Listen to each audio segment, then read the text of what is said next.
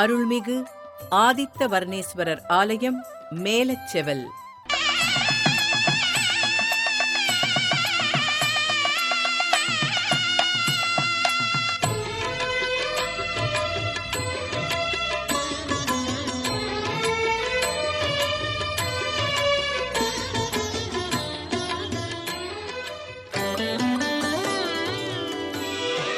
தாமிரபரணி நதியின் தீரத்தில் அமைந்து நல்வினைகள் தருகின்ற எத்தனையோ சிவாலயங்கள் அமைந்துள்ளன.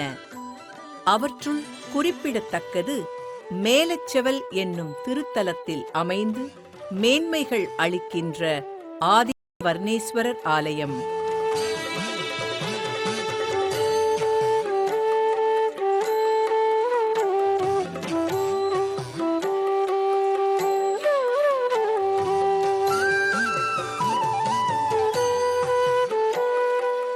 ஆண்டிற்கு 2 நாட்கள் அந்த ஆதித்தன், அதாவது சூரியன், கருவறையில் இருக்கும் சிவலிங்க திருமேனியின் மீது தன் பொற்கரங்களால் தழுவுகின்ற நிகழ்ச்சி இங்கே நடைபெறுவதால் இந்த இறைவனுக்கு இந்த பெயர் ஏற்பட்டதா, அல்லது இயல்பாகவே பொன்னார் திருமேனி பெற்றதனால் இந்த பெயர் ஏற்பட்டதா என்பதை யார்தான் அறிவார்?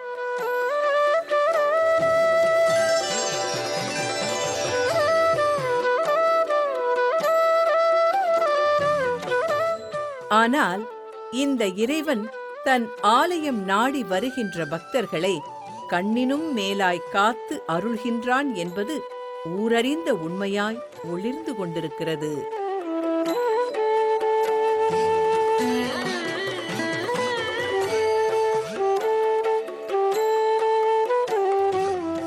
இந்த ஆலயத்திற்கு எத்தனையோ சிறப்புகள் உள்ளன. இவை அனைத்தையும் உலகமே அறியச் செய்யும் வண்ணம் இந்த ஆலயத்தை வலம் வருவோம்.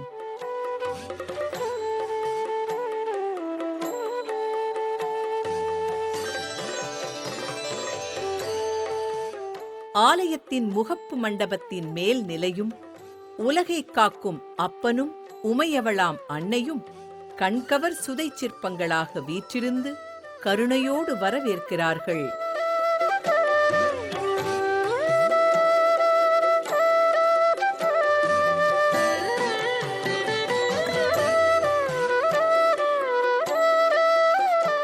அந்த தலைவாசல் வழியாக உள்ளே நுழைந்து சென்றால் ஆலய வளாகத்தின் நடுநாயகமாய் அமைந்துள்ளது கொடிமர மண்டபம்.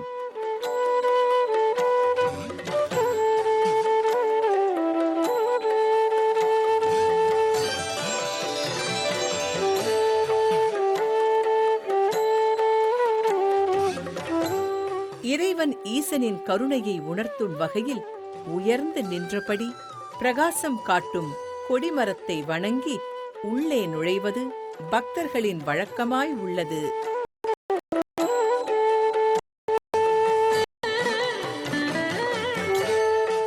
இதனை அடுத்து உள்ளே நுழைந்தால் மகா மண்டபம் நம்மை வரவேற்கிறது.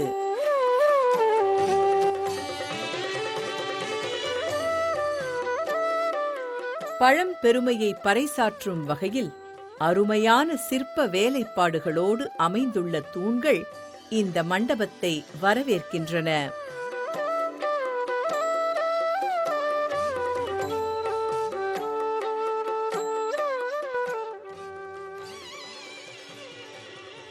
பரந்து விரிந்து நிற்கும் இந்த மகா மண்டபம் கட்டப்பட்ட காலத்தில் பக்தர்களுக்கு களைப்பை போக்கி கருணையை கொடுத்திருக்கும் என்பதை நினைத்தால் இறைவனின் கருணையை எண்ணி வியக்காமல் இருக்க முடியவில்லை.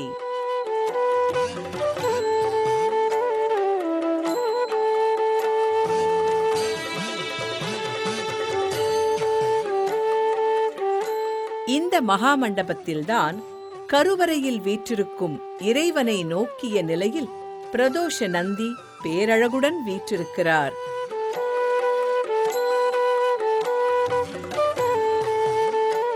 இங்கு மாதந்தோறும் பிரதோஷ வழிபாடு நடத்தப்படுவதால் அன்று பக்தர்கள் 100கணக்கானோர் கூடி நின்று நந்தியம் பெருமானுக்கும் இறைவனுக்கும் நடைபெறும் அபிஷேக ஆராதனைகளை கண்டு மனமுருக வேண்டிக் கொள்கிறார்கள்.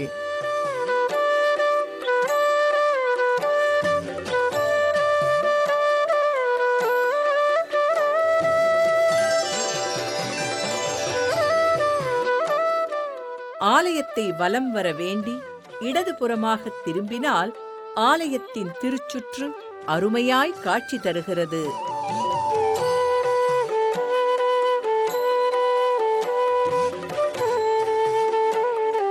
இந்த திருச்சுற்றில் முதலில் வணங்க வேண்டி தரிசனம் தருபவர் ஜுரதேவர். 3 தலை, 3 கை, 3 கால்களுடன் காட்சி தரும் ஜுரதேவரை வணங்கிட கடுமையான காய்ச்சலிலிருந்து நிவாரணம் உண்டாகும். உடற்பிணி போக்கும் இந்த உன்னத தெய்வத்தை வணங்கினால் உடல் உபத்திரவங்கள் சரியாகும். இதனை அடுத்து அமைந்திருப்பது சப்தமாதர் சன்னதி.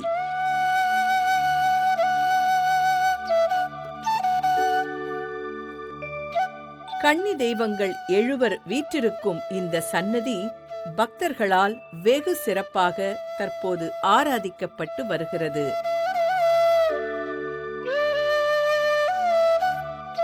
காரணம், கடந்த ஆண்டில் இந்த 7 பேர் வரிசையில் வீற்றிருக்கும் கௌமாரி அம்மன் பக்தர்கள் பார்த்து கொண்டிருக்கும் போதே தன் கண்களை திறந்து கருணை ஒளி வீசினாள். இப்படி இந்த கௌமாரி அம்மன் கண் திறந்து பார்த்த பிறகுதான் இந்த ஆலய திருப்பணிகள் வேகமாக நடைபெற்று குடமுழுக்கு நடந்தது என்பது குறிப்பிடத்தக்கது.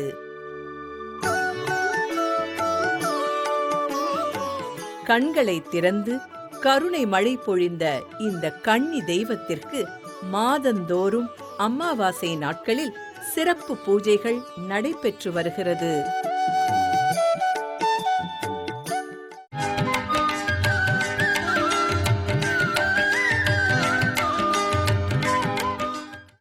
இந்த பிரகாரத்தில் கோஷ்டத்தில் அமைந்துள்ளது தட்சிணாமூர்த்தியின் திருவுருவம்.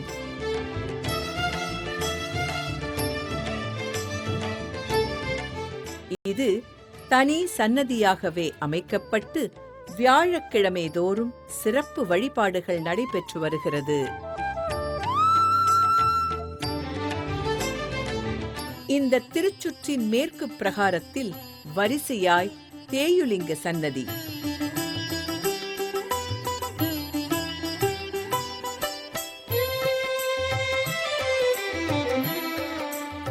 அதனை அடுத்து வாயுலிங்க சன்னதி.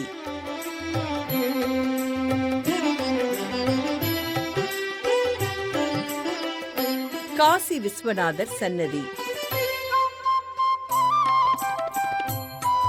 அருகில் விசாலாட்சி சன்னதி.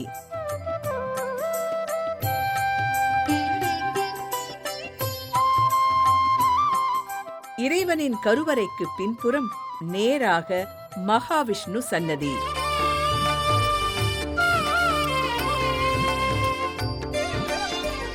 திருமால் இங்கே நின்ற கோலத்தில் சங்கு சக்கரதாரியாய் சிவபக்தர்களுக்கு அருளாசி வழங்கிக் கொண்டிருக்கிறார்.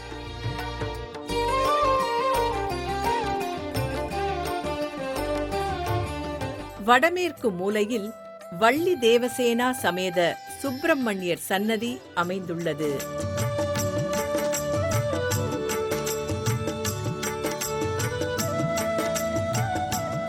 அழகே உருவான ஆறுமுகப் பெருமான் மயில் மீது வீற்றிருந்து மனைவியர் இருவரோடு அருள் புரியும் திருக்காட்சி பார்ப்போர் உள்ளங்களில் பரவசத்தை உண்டாக்குவதாய் உள்ளது.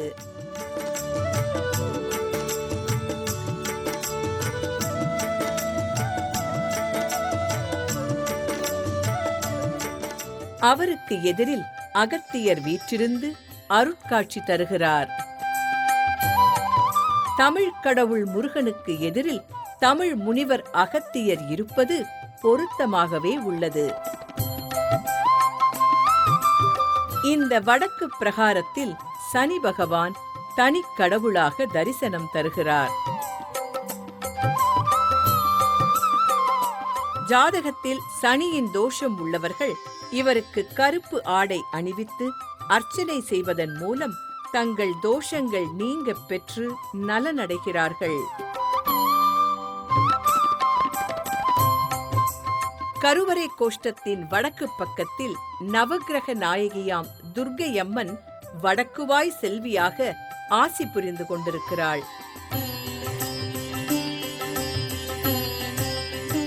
செவ்வாய்க்கிழமை ராகுகால வேளைகளில் பெண்கள் தீபமேற்றி வழிபட்டால் நல்வாழ்வு அளித்து காக்கிறாள் இந்த நாயகி. இணையில்லா பக்தியின் மூலம் இறைவனின் ஆலயத்தில் இடம்பெற்று எப்போதும் இறைவனையே நினைத்துக் கொண்டிருக்கும் சண்டிகேஸ்வரர் சன்னதி. இந்த ஆலயத்திலிருந்து இறைவனுக்கு சொந்தமான பொருள் எதையும் நாங்கள் கொண்டு செல்லவில்லை என்று கைகளை இவரிடம் காட்டிவிட்டு செல்கிறார்கள் பக்தர்கள். இதற்கு மாறாக கையை தட்டி சப்தம் எழுப்பக்கூடாது.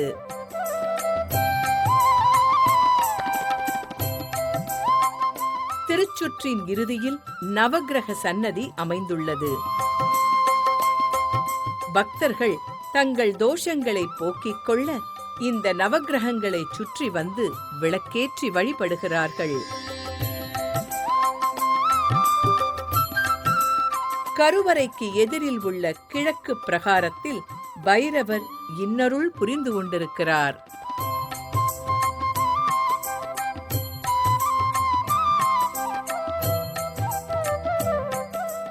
இறைவனை நோக்கிய நிலையில் சந்திரன் தரிசனம் தருகிறார்.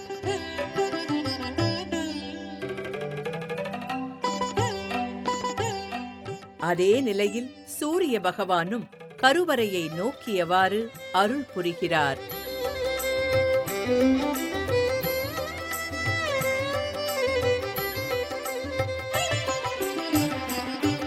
திருச்சுற்றின் கன்னி மூலையில் கன்னிமூல கணபதி வீற்றிருந்து நாடி வரும் பக்தர்களுக்கு நல்லாசிகளை அருளிக் கொண்டிருக்கிறார்.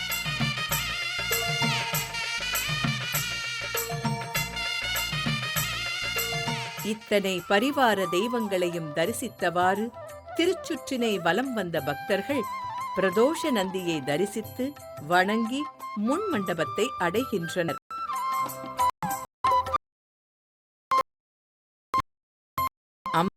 சுவாமி நுழைவாயில்கள் இந்த முன் மண்டபத்தில்தான் அமைந்துள்ளன.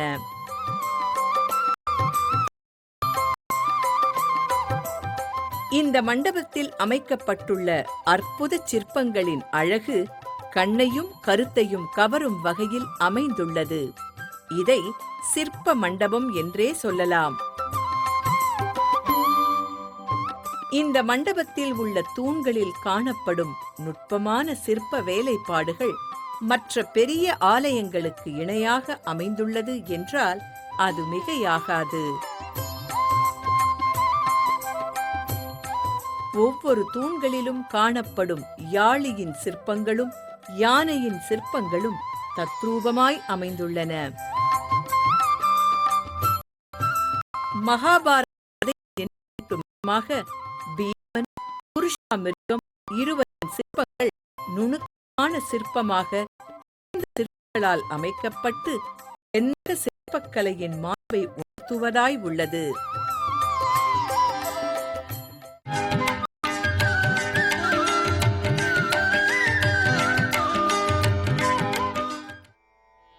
தெற்கு திசையை நோக்கியவாறு நின்ற திருக்கோலத்தில் சௌந்தரியம்மன் கருணை வடிவாய் தரிசனம் தருகிறார்.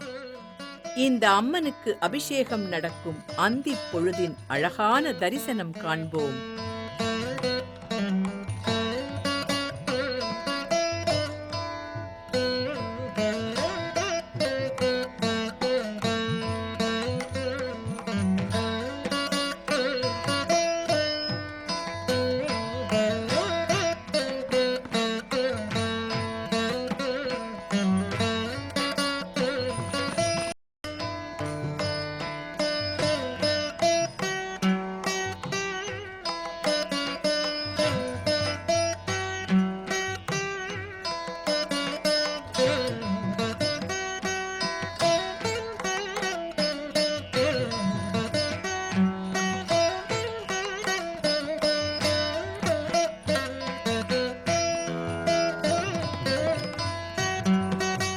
அபிஷேகம் நிறைவு பெற்று அலங்கார கோலத்தில் அன்னை காட்சி தருகிறாள்.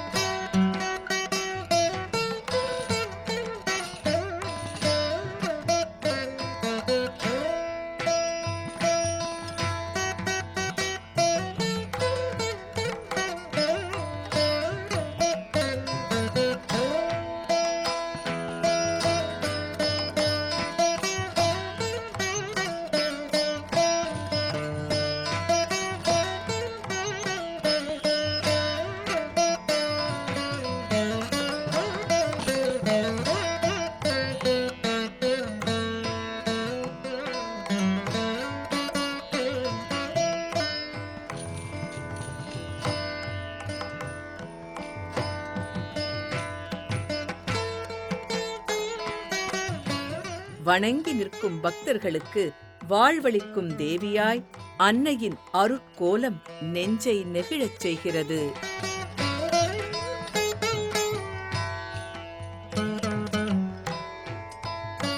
இந்த அம்மனின் சன்னதியில் அமைந்துள்ளது ஆகாய லிங்கம் எனப்படும் மேகலிங்கேஸ்வரர்.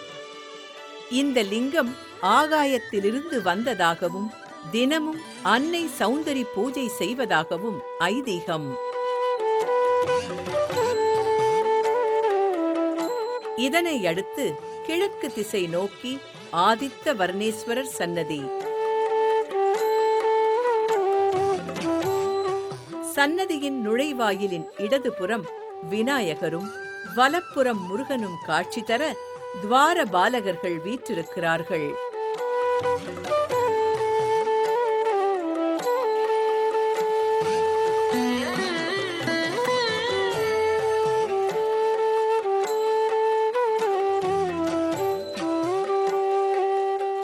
உள்ளே நுழைந்தால் அர்த்த மண்டபத்தில் நந்தியின் திருவுருவம்,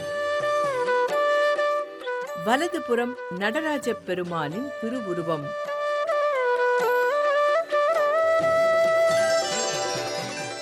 அன்னை சிவகாமியும் மாணிக்க வாசகரும் இறைவனின் திருநடனம் காணும் இனிய காட்சி. இதோ ஆதித்தன் தன் பொற்கரங்களால் அணைக்கும் ஆதித்த வர்ணேஸ்வரர் சன்னதி. இறைவனுக்கு பல்வேறு வகையான பொருட்களால் அபிஷேகம் நடைபெறும் அற்புத தரிசனம்.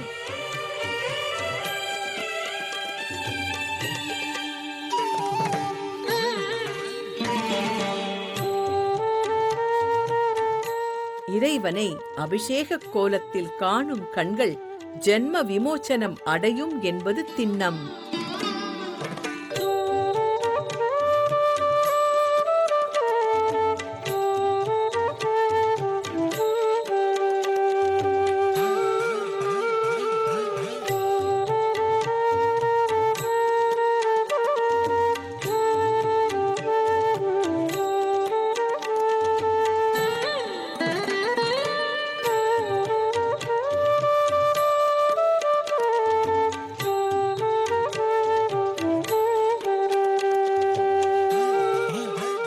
அலங்கார கோலத்தில் இந்த அண்ணல் பொன்னார் மேனியனாய் புது பொலிவுடன் தெய்வீக தரிசனம் தருகிறார்.